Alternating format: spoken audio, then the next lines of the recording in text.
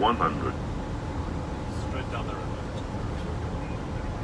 50, 40, 30, 20, retard, 9.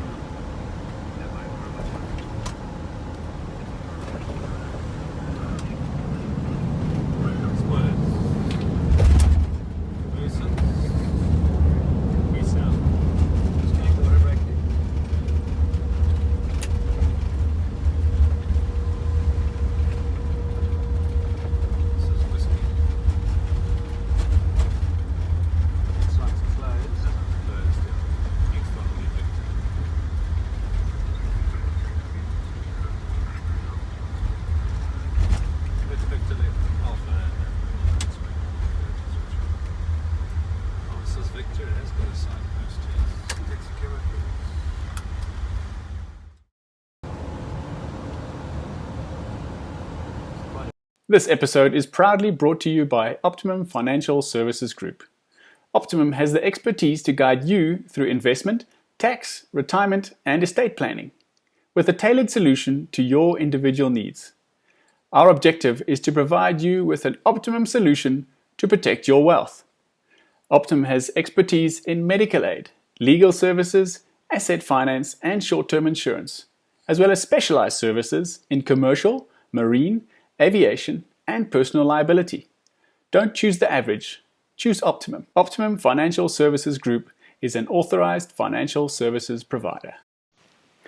Good afternoon to you. Welcome to the show. Today I have a beautiful lady on the show with me. Annabel Vundla used to fly President Nelson Mandela when she was based at 21 Squadron, the VIP squadron of the South African Air Force. She was the first black female pilot and flying instructor in the Air Force. And after serving her country for 11 years, she joined South African Airways, flying the Boeing 737, and has served SAA for more than a decade now, and currently flies the Airbus A320. Not only is she smart and accomplished, but she's also a great person to talk to. My name is Alex McPhail, and this is High Performance Teams.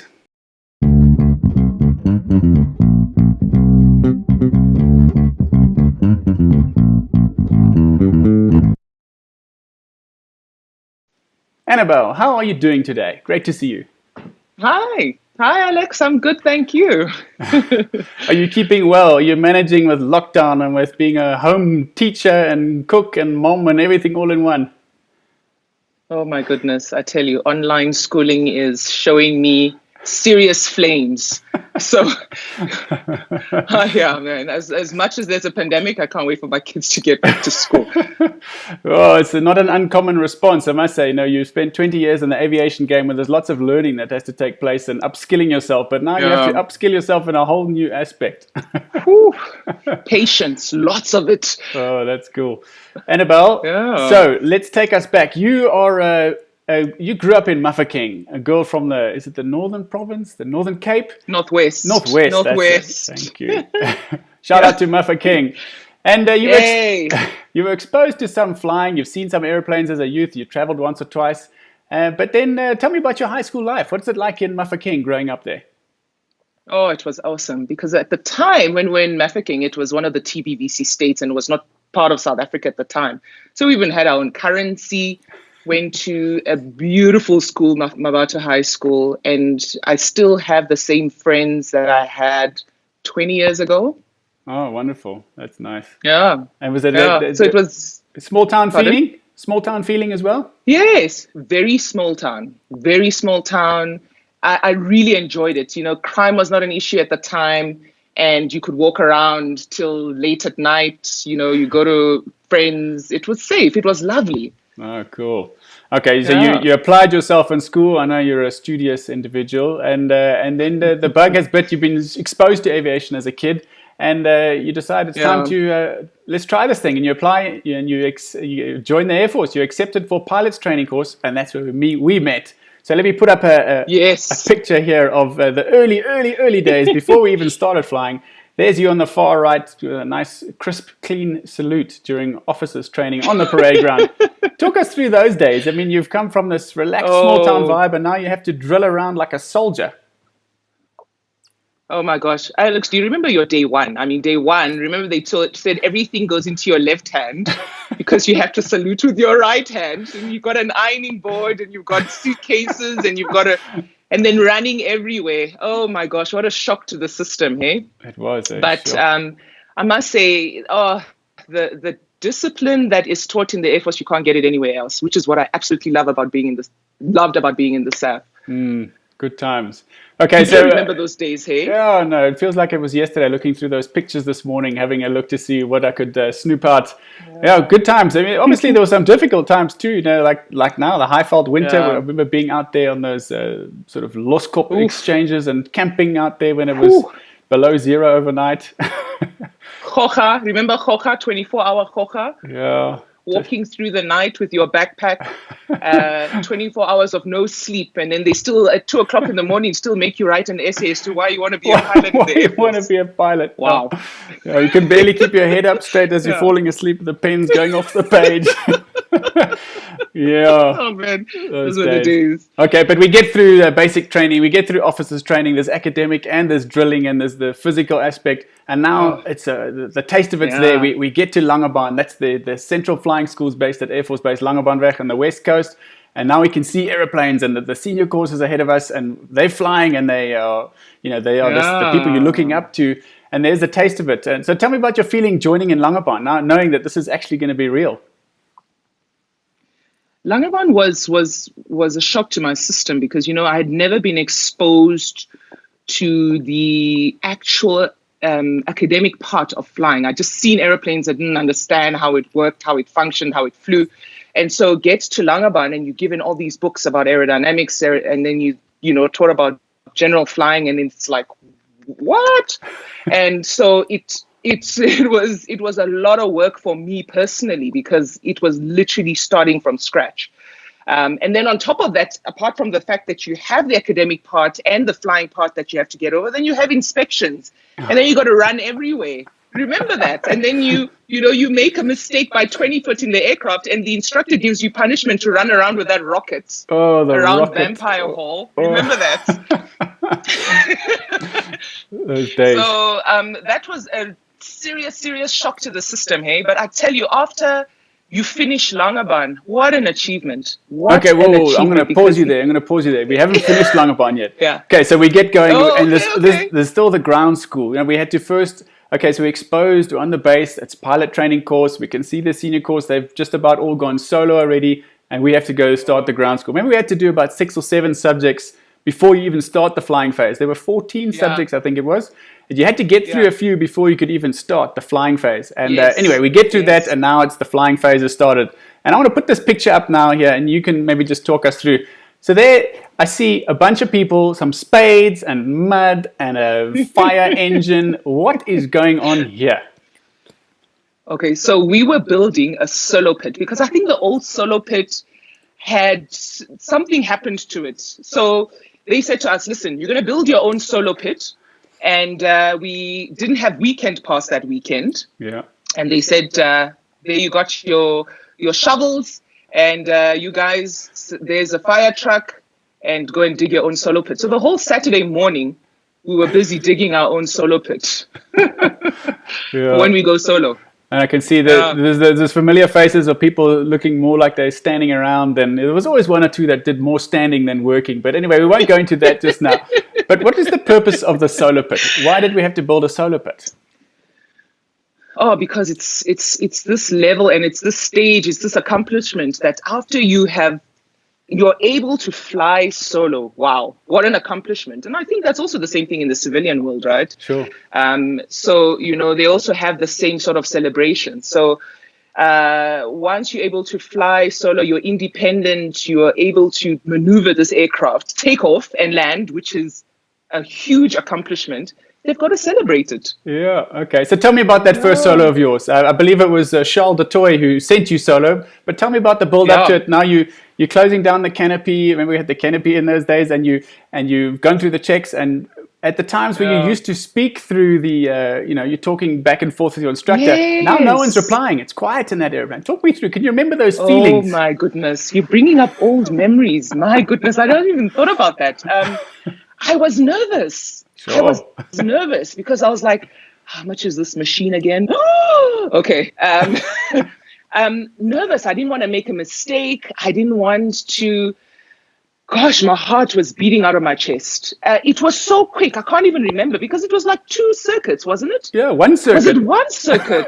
Oh, you see, I can't even remember that. Yeah. I just remember landing and parking the aircraft after the landing and thought, whew, okay, so he trusted me with that aircraft actually means that I can actually do this. So that's a good thing. Yeah, so good feeling. Yeah. And they're shutting down and everything, that prop stopped spinning and everything kind of calmed down. You just sat there for just a moment and thought, wow, I just did this. But then you don't even have a chance for it to sink in and people start arriving at your airplane. So now I'm going to put up this picture and they've picked you up off the wing of the airplane, and part of that ceremony you talked of, you may not touch the ground. You're carried by your fellow students, and there's a photo of you having completed the dive into the solar pit. So now you've been carried, it's about 1 kilometer. We had to carry you and chuck you into that pond.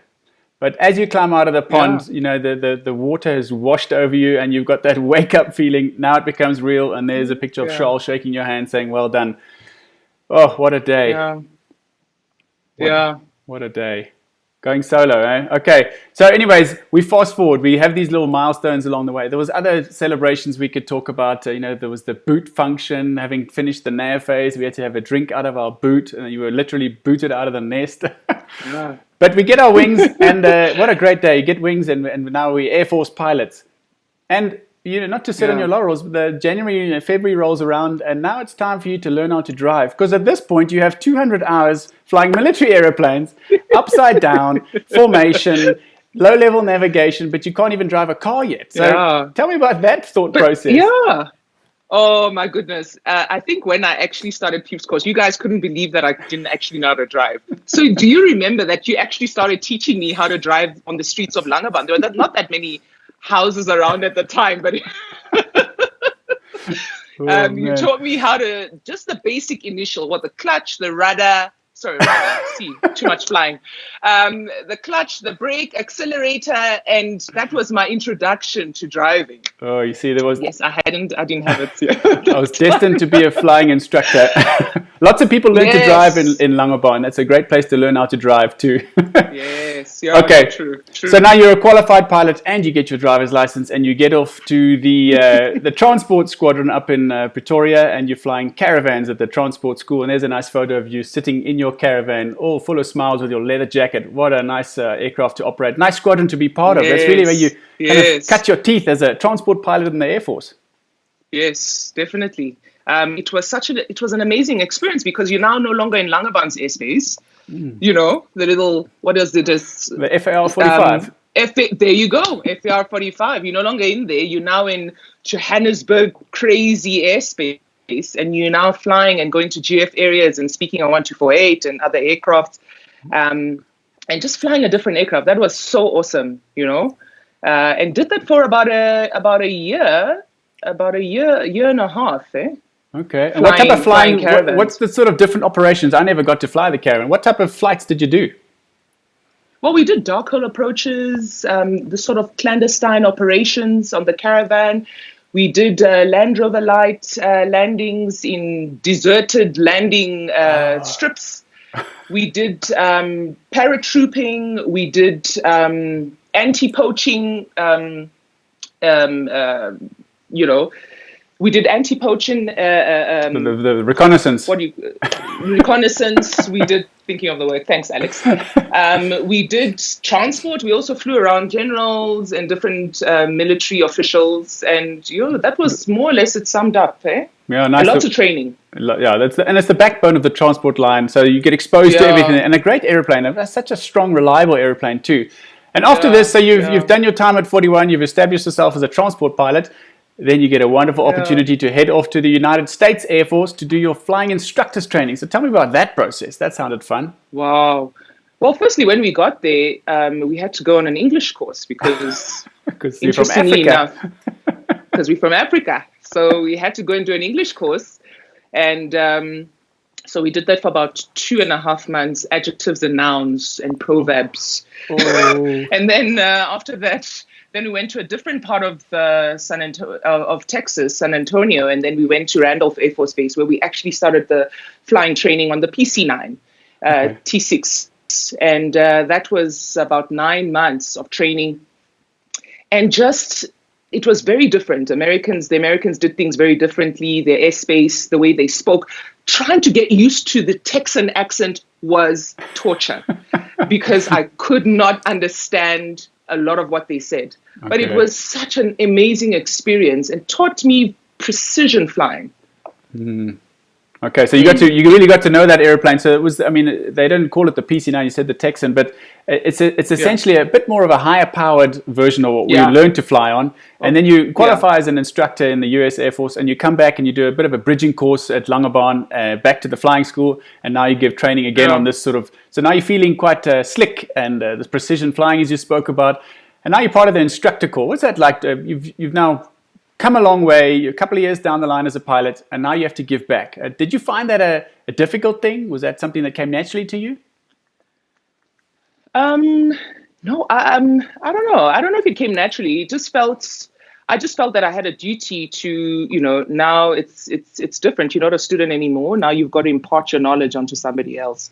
And you've got to make it as simple as possible so that somebody understands, what's actually going on. And it really takes a lot of thinking and a lot of skill to acquire. But after your first student, you're like, oh no, maybe I shouldn't have said it that way. Let me try it this way. And then as you get your second and your third and your fourth student, it becomes a lot more easier. Yeah, it is something you does grow into it. A bit like your first child, you try so hard to do everything. Yeah.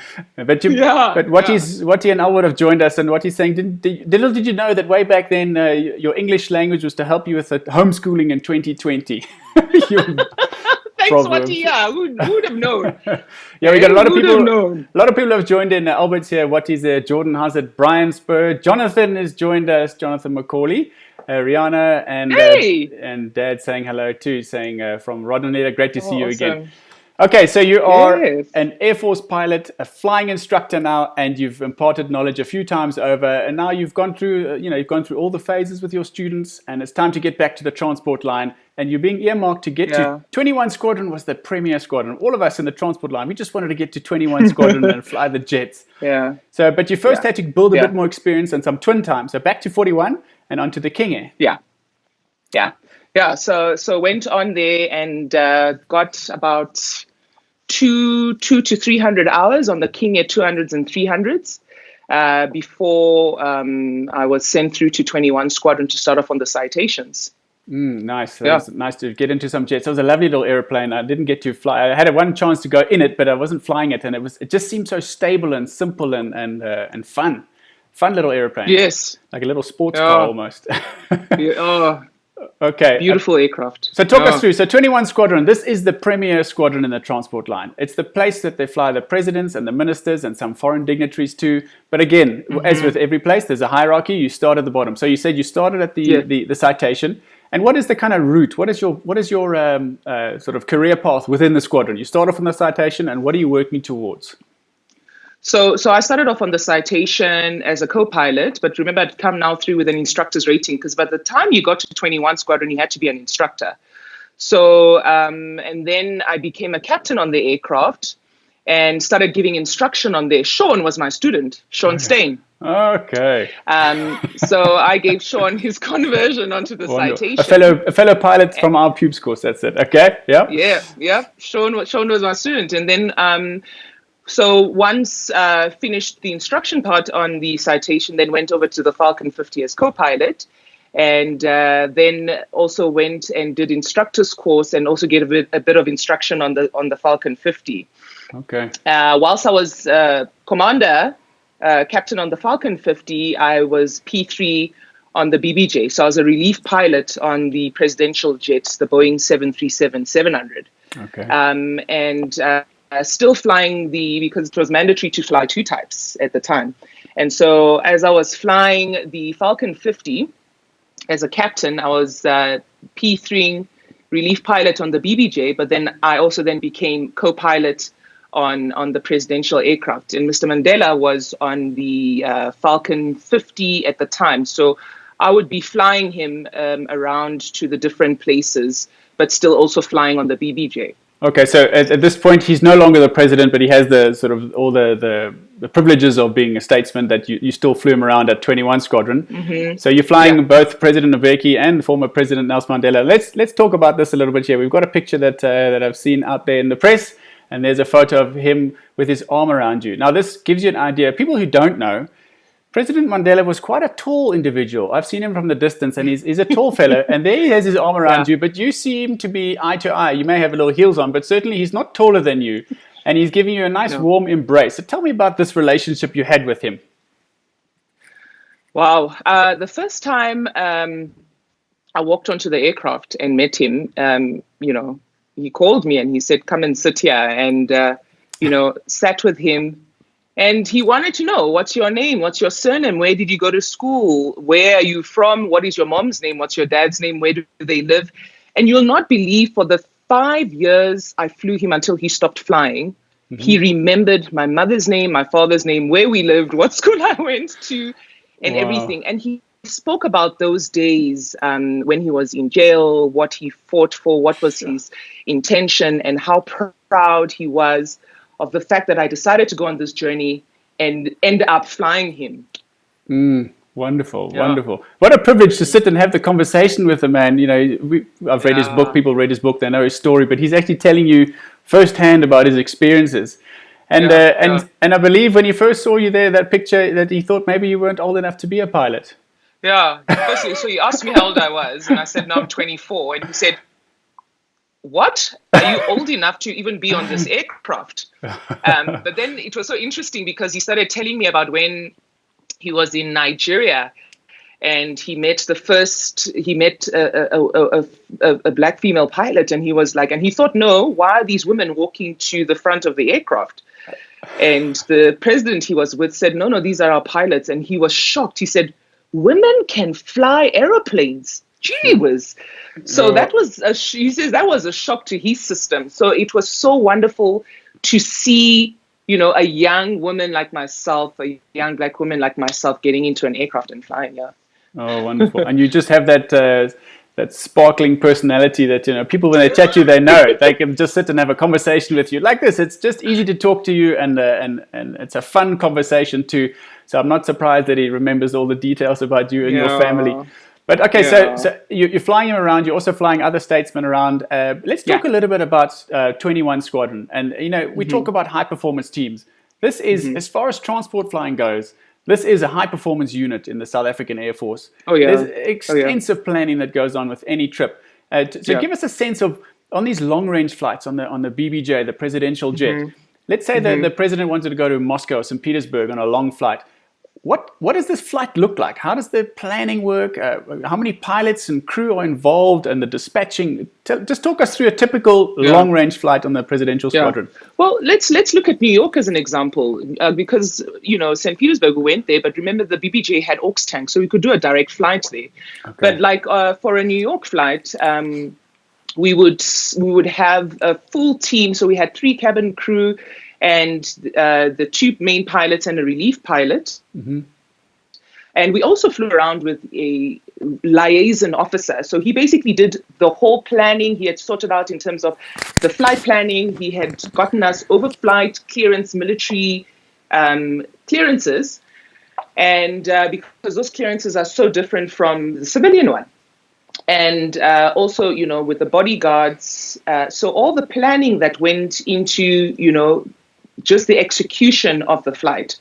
And then, you fly through, and the amount of people that you also have on the aircraft, a lot of things you can't, it's top secret stuff. So, I can't disclose too much, but, you would get to, for instance, we flew to Las Palmas, and would get to Las Palmas, which is a little island of Spain.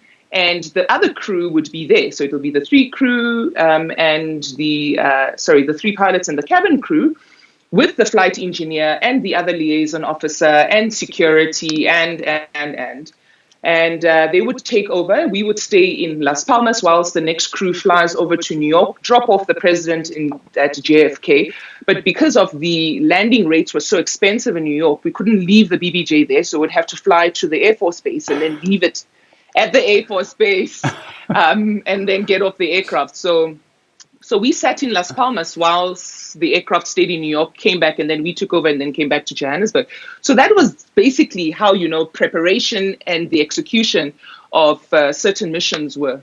Okay, so now obviously you try and do a good job. The presidential squadron, it's the premier squadron. What was the kind of the review of the task like, or the debriefing like, to try and just make it a little bit better? Did they talk about this principle of incremental gains? Were they trying to just make a better product every trip, just make it that little bit better? What was the debrief like after a flight?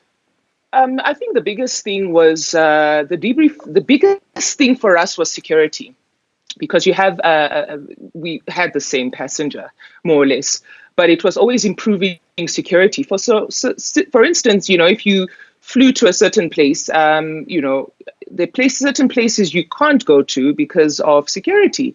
You can't have certain conversations in public because you don't know who's listening. So we would debrief on certain things and write out reports on that, and with an intelligence military officer. And if we had to go to the same place, that briefing was already noted and minuted, so that when the next crew is going on there's certain points that you actually have to adhere to. So it's just basic security rules and regulations. Okay, so almost like you got a living, breathing document, a bit like the route briefings we use in the airline now, where if you improve, if you find something different, it goes onto the file, so the next crew can read the file and get the sort of up-to-date information and be ready for what's coming. And if you did these long flights, okay, so in your situation on that example, you were in Las Palmas, but if you were in the crew that ended up, you were the slip crew ahead and you took the president on, and the other end, would you just sit around, or would you be involved in any press or anything that's involved around the actual visit, or you're off time at that point? Oh, no, that's, not really off. You're 24/7 standby, because if he has to be evacuated out of the country, then you have to be ready. Okay. So, you're on a 24/7 standby. They try and stick to the program as much as possible. But, that's what happens when you fly heads of state. And then you also can't be, you can't be in certain social gatherings where you're exposed and pictures are taken of you doing certain things. So we had to limit some of those, but you were basically off. So, you would just relax and get as much rest as you can in case you get called out. But they would try and give you the minimum rest in the hotel. So the liaison officer would also have the cell phone and communicate with the crew and also with the presidential spokesperson or the PA. Okay, so I mean, that's a nice way you put it there as well, is that it's off time, but at the same time, it's minimum rest so that you can get you out again. And at the same time, you got to be on standby because there might be a last minute evacuation. So as much as it seems glamorous, you're getting in this presidential jet off to St. Petersburg or Hong Kong or New York, you're working through the night. And when you're on that side, you're actually waiting to just do a last minute departure once again. You've always got to be ready. Yeah. So that's the nature of 21 Squadron, the VIP Squadron. So, I mean, just because of that, it can't operate like the rest of the Air Force squadrons. So tell us a little bit about squadron life. I mean, you didn't come in Monday to Friday like the rest of the Air Force because you were based on trips and allocations. But what was the squadron life like when you're at home and you're flying sort of domestic type of flying? Well, we had to, because it was the Air Force, you had to come in every day. It's not like South African Airways where you only go in when you're flying. Here you had to be there every day. And also because we don't have too much external support in terms of civilians, you are basically excelling every single aspect of the squadron, whether it came from engineering, whether it came from technical, to the load masters, to just, the C checks and all of that. You were basically trying to perfect it. So the pilots, the engineers, ground staff were all basically doing that. So you had to be at work every single day. Unlike, the civilian world, unlike different squadrons.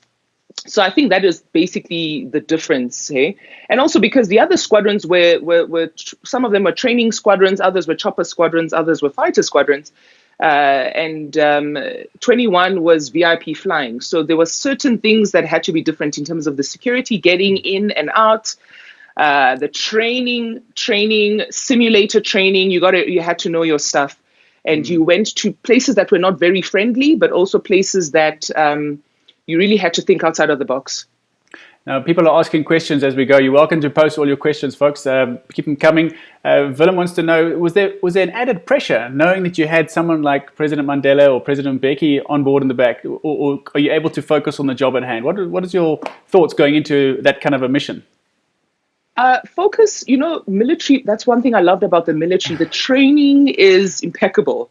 And so because every single time you got into the aircraft, you had the training, you had the background, you had the experience. And so the added bonus was the passenger that you flew. But, your initial job, your initial aim is to do it to the best of your ability. So it doesn't really matter whether it's the president or if it's just a training. It's the same flight. Focus on the job at hand. It's the same flight. Focus on the job and be professional. And that's it. That's a good answer. Great answer, Annabel. Okay, so at the same time now, obviously President Mandela can recognize the value that you add here. He can see there. I read some comment that he was, this is one of the reasons, you are a product of the struggle. This is what we struggled for, was to get opportunities for females and for black people to have these kind of opportunities. And obviously you stand out in a matter of speaking as well. You're a tall person, you're good looking. They want to use you in all these things. So you get roped into these kind of projects. Was that a joyful time for you, being involved and going to schools and in the sort of underprivileged areas? Tell us a bit about some of those stories. Yeah, so at the time, I think it was in 2001, just after we finished PUPE's course, South African Airways and the Air Force had that Vulindlela Siyandiza project. And so we started going to all these different schools around South Africa, and but just not pilots, it was air traffic controllers, load masters, cabin crew, everyone. And basically preaching aviation to these kids. And it was so awesome to go to schools where water, they were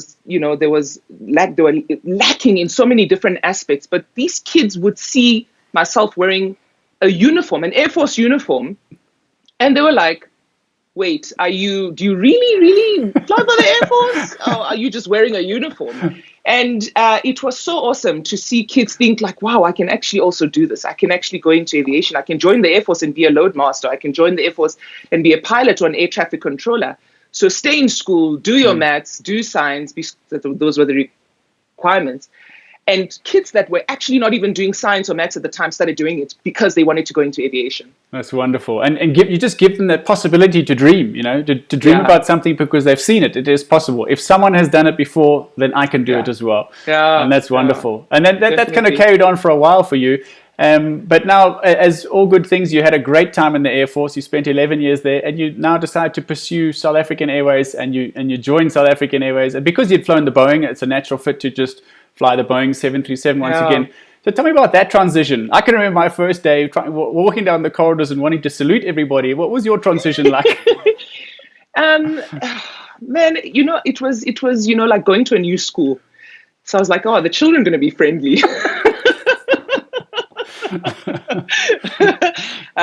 It was so awesome to be at SAA because I really wanted to go to SAA, and just walking in the hallways of South African Airways gave me jitters.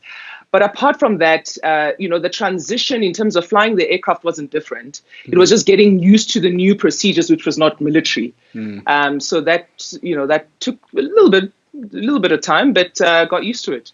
Nice. And you started on the 737, and that was a great time. It was the backbone of the domestic flying in South African Airways at the time, and a great operation that was going on. But the aircraft started thinning out. But you shared this video clip with me, and you transitioned over to the 320. So here's a clip of your 320 approach and landing. Some camera tricks going on here, back and forth, bit of tilting. Okay.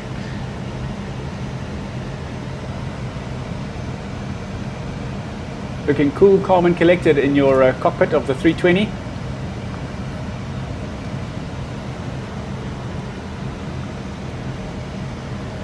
$500.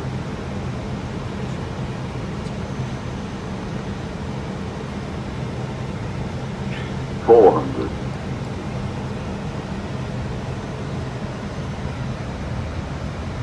$100 above. $300. Minimum 200, 100, 50, 40, 30, 20, retard, retard, retard.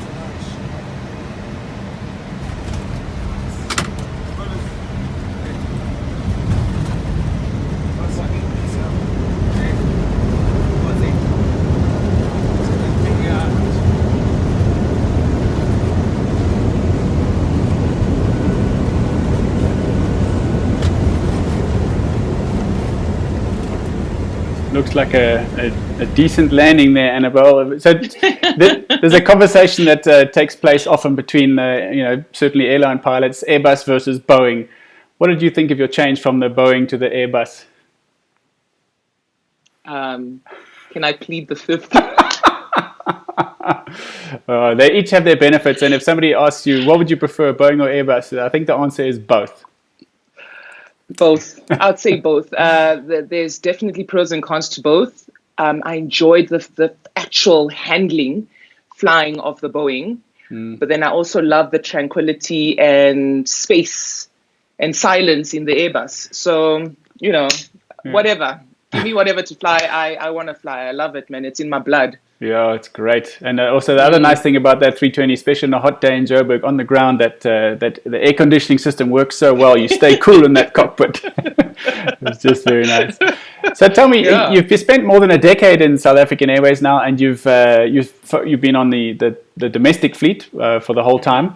Have you stayed in contact with doing these sort of school visits and reaching out to sort of become a role model or continue being a role model, going to the schools and the underprivileged areas? Is that something you still do? Well, I try and do it on my own personal level. I do a few talks here and there. I don't do, because being on the domestic is very busy, unlike you guys on the overseas that so being on the domestic is extremely busy, and on the weekends, because I'm a mom and a wife too, so I'm extremely busy with my children. So I'll try and maybe do it once a month and not as often as I used to do it, which was almost every single other day. So yeah, I still do, but not as much as before. Yeah, and there's still some Fatima's running that great program. They're also just trying to get science and technology, the engineering, the STEM subjects, get the love of aviation and the love of sort of mechanical things and sciences, and it's a great way to motivate the youth. That's good.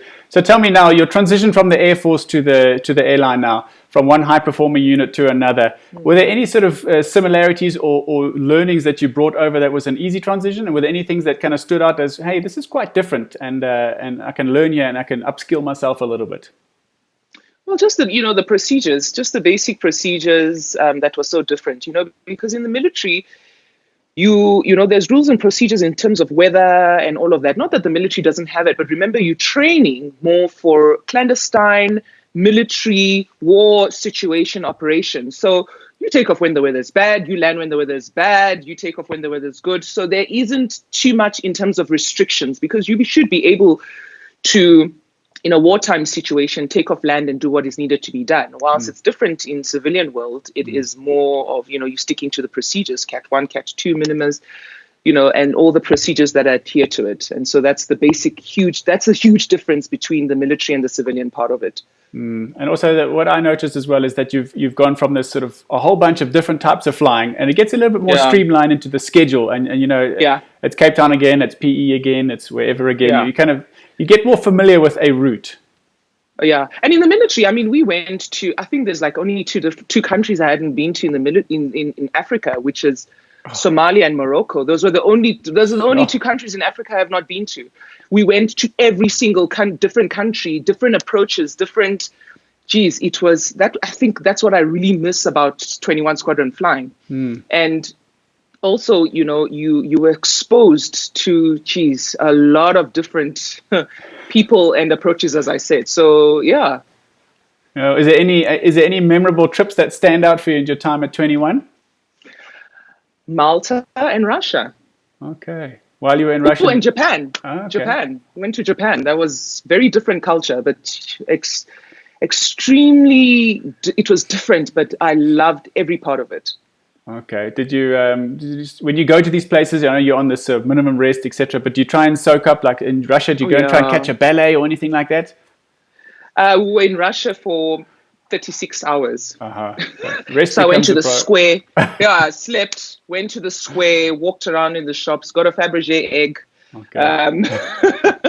and did a lot of walking. I think we walked about 30 kilometers that day.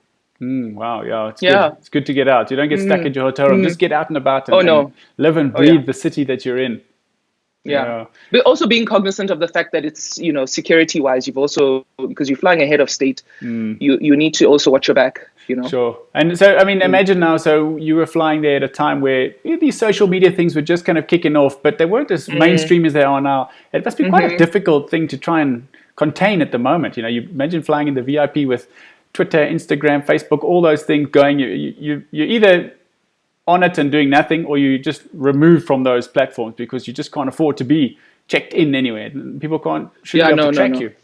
Yeah, no, definitely. You can't be checking in. You can't be taking picture. You can take a picture, but you can't be posting it because you can't give your location of where you are. And you can't be tweeting about certain things because also on the BBJ there was also the internet, so you can't be giving away too much information. Sure.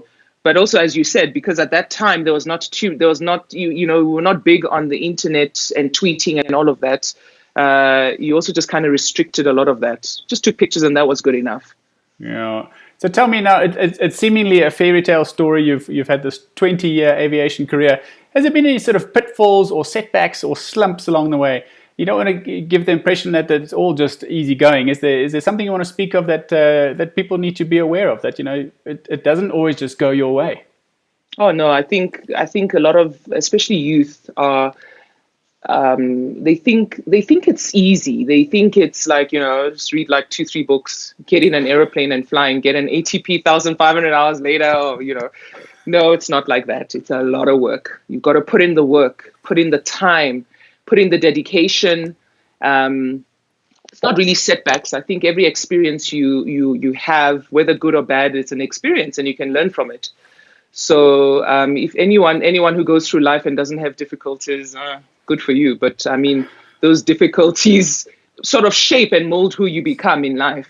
Mm-hmm. So I must say, the hard work, the exposure, I'm just grateful to God for that. So I don't really think I have any. And just also the challenge of being a woman in this field was very, very tough. Sure. But through dedication and hard work and prayer, I'm happy that I am where I am. Able to deliver, yeah, that's good. Now, so if you find yourself in these kind of difficult times or these setbacks, how do you go about sort of almost reinventing yourself or finding the motivation or the energy or the, how do you get back up on the curve again if you've gone through these long periods?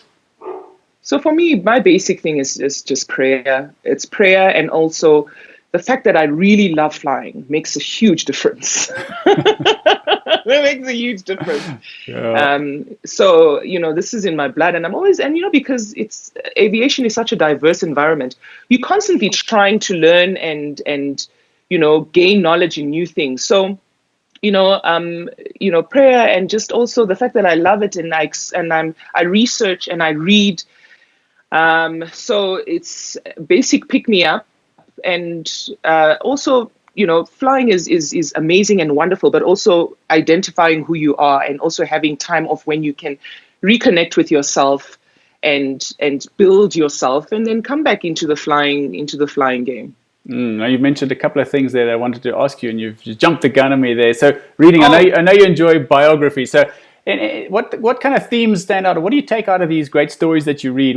Any book that stands out for the moment, or what do you glean out of biographies? Right now, I'm reading this. It's called Hope in a Ballet Shoe. It's about a young girl coming from the dusty streets of Sierra Leone and then there was the war in Freetown, and this girl, persevered, and she was told she could be nothing.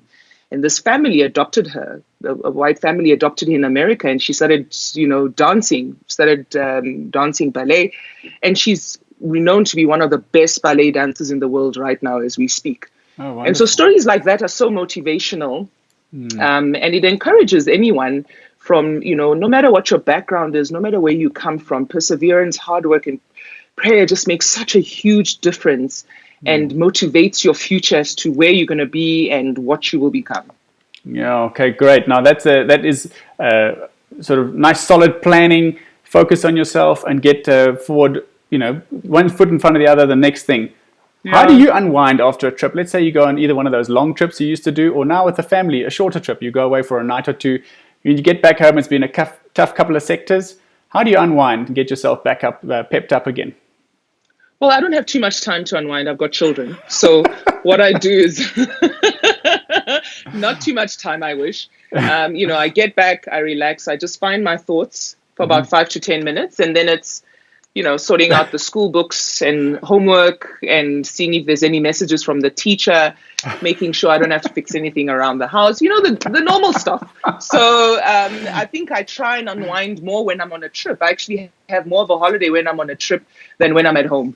Hey, Annabel, you're going to spoil it for us. People are listening.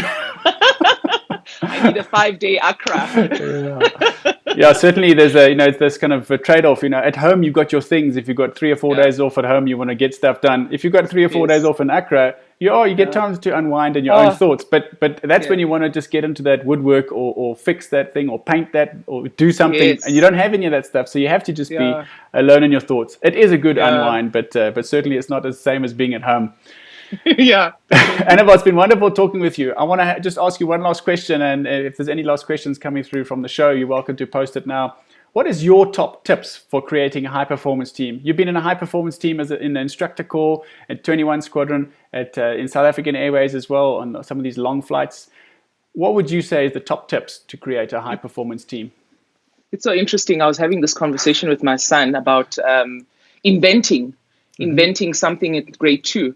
And the first 3 levels of it was brainstorming, deciding, and researching. And I think that is basically what happens. You get a plan. We're moving here. And how do you execute that?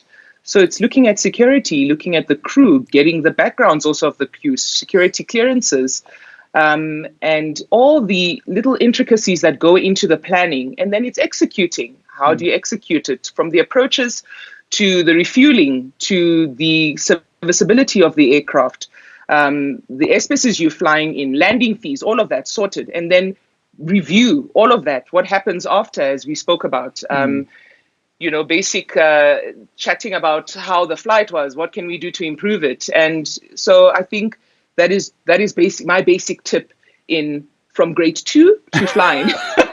Wonderful. So what is Ruben busy inventing? What does he want to invent at the moment? He wants to invent a Lego car that will be able to provide food for poor children during this COVID epidemic. Okay, so he wants to build this car to actually go out there and deliver food parcels. Yeah, and the car can fly too. Oh, wonderful! That sounds like a great idea. Yeah, and the food doesn't get stale. It's fresh food for children in the townships, and it can help them, and it's magic in their mouths, as he says. Oh, that's a great. Well, Annabel, it's been lovely chatting to you. That's a wonderful way for us to wrap it all up. I really thank you for your time. You're a very busy mom, wife, and pilot, teacher, and nurse, and everything all in one. It was wonderful chatting with you. You're a great guest, and all the best to the rest of the lockdown. Oh, thanks, Alice. Same to you. Say hi to the family for me. I'll do that. Thank you. Ciao. Bye. Well, folks, it was wonderful chatting with Annabel. Thanks for joining. Please remember to subscribe and share. And until next time, stay safe.